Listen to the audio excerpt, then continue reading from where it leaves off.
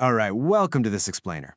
Today, we're diving into something that literally affects every single one of us, security architectures. You know, you can think of a modern enterprise network kind of like a multi-million-dollar digital castle. We spend vast amounts of time and resources building these incredibly thick walls, setting up moats and posting guards to protect the absolute most valuable treasure inside, our data. But as the digital landscape evolves, well, so do the siege weapons used by attackers. The stakes have literally never been higher, and understanding how to actually defend this castle is absolutely crucial. So let's start with a quote from our sources that's honestly kind of sobering. It says, "Networks, by their very nature, are not secure environments." It's just a fundamental truth we have to accept. The entire point of having a network is to make resources available to people who aren't physically in the same room. But the exact second we connect things together and open up a pathway for legitimate users, we inherently create a battlefield. We're opening a door that malicious actors will relentlessly try to exploit. Okay, let's dive right into this. Here is our roadmap for today. First, decoding core terminology. Second, spoofing and flooding attacks. Third, interception, recon, and malware. Fourth, the human vulnerability factor. And finally, number 5, access control and education. Starting with Section 1, Decoding Core Security Terminology. Let's get a handle on the language of this battlefield. So what is a vulnerability? Well, it's quite simply a weakness. It's a flaw in your defenses. In the physical world, it'd be like an unlocked door leading straight to a sensitive server room. In the network world, we typically find these vulnerabilities in applications, operating systems, and network hardware. And honestly, this is exactly why we constantly need to patch applications and update our systems. We are continually finding these new digital unlocked doors and scrambling to bolt them shut before someone else finds them. Now, a threat is the actual potential for someone to exploit that vulnerability. Our sources used a really fantastic analogy to ground this abstract IT concept. Think about a trip to the grocery store to buy ice cream. The vulnerability in this scenario, a super hot summer day. The threat, however, is your ice cream melting on the way home. Risk is simply the likelihood of that threat actually happening. So if you live an hour away, the risk of the threat, the melting, occurring because of the vulnerability, the heat, is extremely high. Make sense? And threats basically fall into two main buckets. You've got external threats, which are almost always carried out with malicious intent by attackers totally outside your control, usually targeting your internet connection. But then you have internal threats, and these are often completely unintentional. We're talking about a leaked password, a misconfigured piece of anti-malware software, or maybe an employee just plugging in a random USB drive they found. Look, we can't control every hacker on the internet, but we absolutely can use strict policies, access controls, and training to mitigate the internal risks that are right under our own roof. Let's move to Section 2, Spoofing and Flooding Attacks. These are the technical siege weapons. When a classic denial of service or DOS attack hits, you get a massive flood converging straight onto a target. In a normal network, parameters like an IP address are just implicitly trusted. But an attacker exploits that trust. They send a massive barrage of false requests, something like a TCP SYN flood, to a target server. They're essentially trying to start thousands of digital handshakes every single second, but they never actually finish them. The server's CPU and RAM get completely exhausted trying to keep up, and eventually, boom, the system crashes. It denies service to legitimate users because its resources are totally depleted. But, attackers have gotten a lot more clever. Enter the reflective DDoS attack. This plays out like a digital heist. The attacker doesn't hit the target directly. Instead, they spoof or fake their source IP address to make it look exactly like the victim's IP address. Then, they send traffic to unsuspecting third-party servers, which we call reflectors. These reflectors think the victim sent the request, so they send all their replies directly back to the victim. The attacker stays totally hidden in the shadows, while the victim is suddenly bombarded by traffic from servers they've never even spoken to. And this brilliantly illustrates how a reflection attack gets weaponized into a massive amplification attack. So in Step 1, the attacker spoofs the IP. In Step 2, they send a tiny, seemingly innocent request, like a basic DNS query or an NTP packet, to the reflector. But here is the genius, albeit evil, trick. That specific little request is designed to trigger an absolutely huge response. So in Step 3, the reflector replies to the victim, but the data sent back is exponentially larger than the initial request. A tiny amount of effort from the attacker translates into a huge bandwidth-crushing flood against the victim.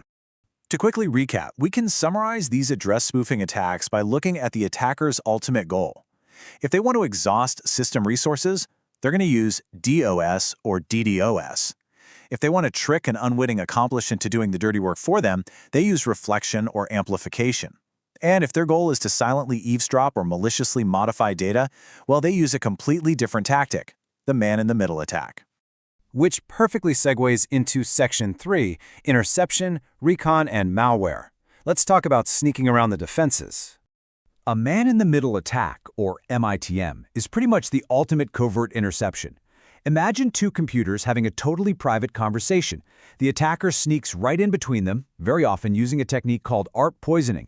Basically, they send fake messages to trick both computers' ARP tables, slipping their own MAC address in place of the legitimate destinations. Suddenly, the attacker is silently playing the middleman. Both computers think they're talking directly to each other, but literally all their traffic is secretly flowing through the attacker, who can now eavesdrop on sensitive data, or even alter it in real time. No way, right? But wait, there's more. Attackers also use reconnaissance attacks, things like ping sweeps and port scans, to carefully map out your entire network and find those vulnerabilities we talked about earlier. Once they find a weakness, they might use a buffer overflow to inject malicious code, or quietly install malware like a Trojan horse. This malware basically turns the infected, unsuspecting computers into silent bots. They just sit there, appearing to operate completely normally, just waiting for a signal. So, the really crucial point here is how those bots are actually used. When the master control gives the signal, millions of those infected computers wake up all at once and simultaneously launch a DOS attack against a single target.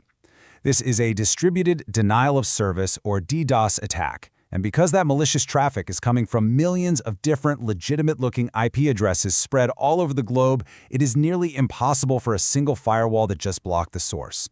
The sheer volume just totally overwhelms the defenses.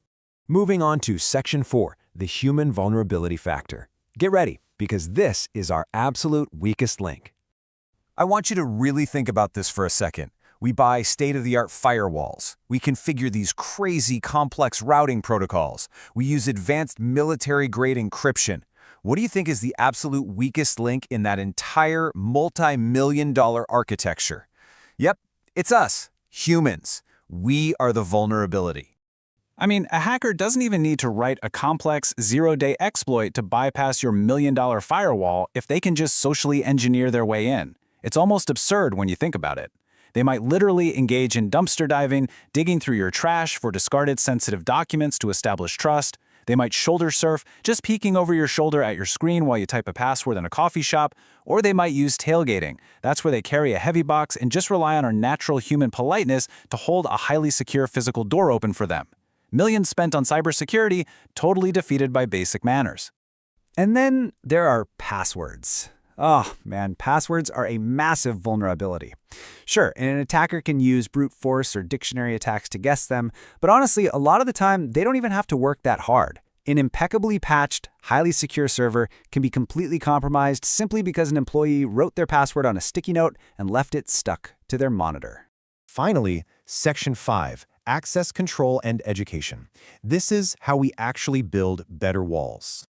Now, what's really interesting here is how we're actively moving away from those easily guessed, easily stolen passwords by requiring multiple forms of proof. Multi-factor authentication, or MFA, requires something you know, like a password, and something you have, like a code sent to your phone. We can also use PKI digital certificates to mathematically bind an identity to a public and private key pair. Or we can use biometrics, like your fingerprint or face scan. That way, even if someone does steal a password, it is completely useless to them without that secondary factor. But beyond just better passwords, we absolutely have to implement the concept of least privilege and role-based access control. This is the ultimate defense mechanism against both those internal accidents and external breaches. The idea is simple. You only grant a user the exact, bare minimum permissions they need to perform their specific job function and literally nothing more. If an attacker manages to phish an entry-level employee's credentials, least privilege ensures they can't use that account to access the core financial databases or mess with network routing cables. At the end of the day, you can have the best technology in the world, but your network is truly only as secure as the least educated user on it. Security programs, user awareness, and ongoing training are just absolutely paramount. So, I'm going to leave you with this provocative thought as we wrap up. Knowing that humans are the weakest link, when was the last time you actually checked your own digital footprint? Have you updated your passwords recently or audited the permissions you give to the apps on your phone? It's time to go fortify your own defenses. Thanks so much for joining me on this explainer, and keep learning.